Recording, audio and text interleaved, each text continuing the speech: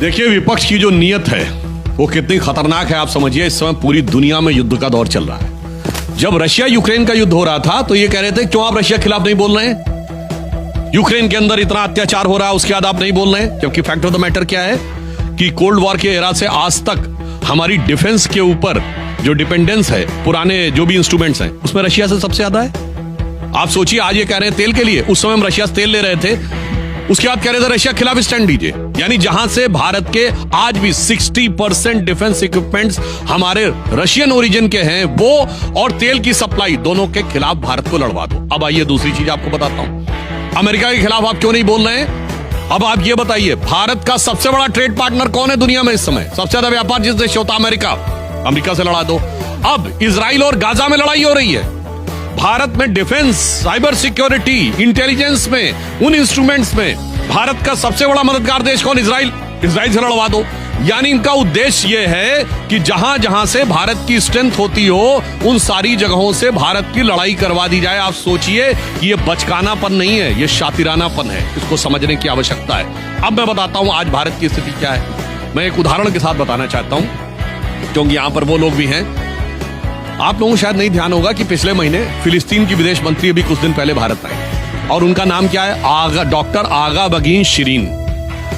और पहली बात तो या अल्लाह या तौबा बगैर हिजाब के आ गई, क्योंकि यहां तो हिजाब वाली कहते हैं ना, वही जो हिजाब वाली महिला एक दिन इस देश की प्रधानमंत्री बनेगी और फिलिस्तीन की विदेश मंत्री बगैर हिजाब के। अब आइए, उन्होंने बोला क्या, उन्होंने कहा कि भारत के इजराइल और फिलिस्तीन दोनों से अच्छे संबंध हैं, ये हमारे लिए अच्छी बात है।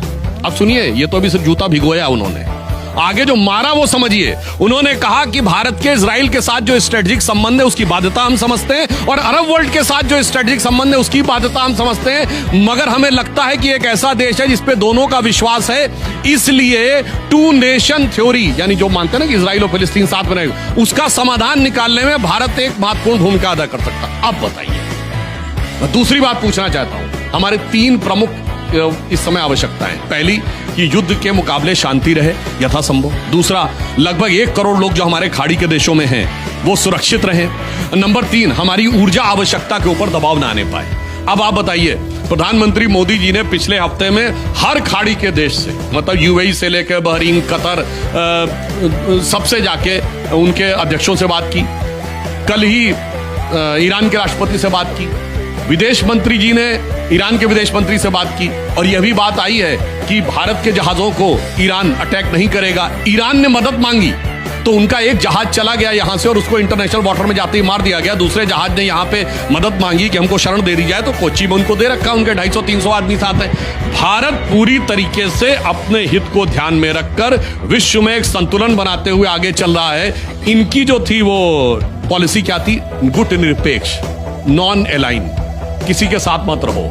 हमारी पॉलिसी नॉन अलाइन नहीं है, हमारी पॉलिसी ऑल अलाइन, यानी सब हमारे साथ आकर रहे थे। इसलिए प्रधानमंत्री मोदी जी के नेतृत्व में हम बहुत गंभीरता के साथ, सजगता के साथ, सतर्कता के साथ चल रहे हैं, क्योंकि विरोधी परिस्थितियों में काम करने की जो क्षमता और दक्षता मोदी जी के पास है। तो मैं सिर्फ इसमें एक लाइन कहूंगा कि वो पथ क्या, पथिक कुशलता क्या, जो पथ में बिखरे शूल न हो, और नाविक की धैर्य परीक्षा क्या, जो धाराएं प्रतिकूल न हो।